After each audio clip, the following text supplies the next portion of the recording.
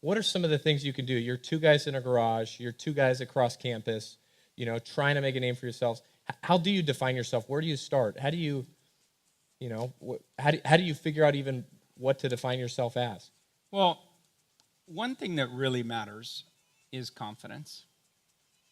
Confidence and maybe a sense of purpose. And what I mean is, I told a story in a blog post I wrote called, "Is it time to earn or is it time to learn?" I have a friend, he's probably now like 48, 49. At the time, he was 42, 43. And he said to me, "Mark, I'm going to take a job as president of this startup. Do you think I should take the job?" And I said, "Well, tell me about it. Like, president's kind of a weird title. Like, you're 42. Like, why are you being president of a startup? Is there a CEO?" He said, "Yeah, technical founder. He wants to retain the CEO title." And I said, "That sounds pretty terrible to me. You have been at 5 startups. You had an exit at your last company where you were the chief revenue officer. Why on earth would you go take this job as president?" He said, "Well, I think if I do this and I do it successfully, then VCs will back me as a CEO."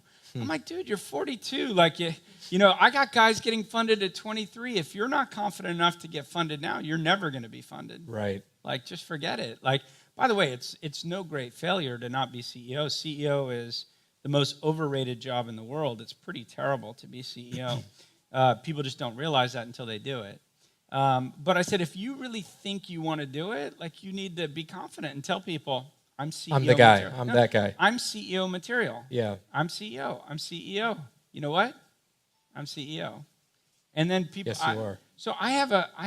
It's like Jedi mind games almost, right? I have a friend who wants to sell his company for $100 million. That's his goal. I have lots of friends like that. I know, but he's in it. Yeah. He's got a chance, unlike my friends. He sold his last company for $244 million, and he sold his previous one for $450. So this guy doesn't need to work. But like the company he's created, which I won't name, he knows it's not going to be $1 billion company. Yeah. And it's not worth $100 million. But he's telling everyone it's worth $100 million. And he just said, "Mark, trust me. The more times I say this, someone will buy it for $100 million." This is to potential acquirers, or this is just to everyone? Tells everyone. It's a $100 million business.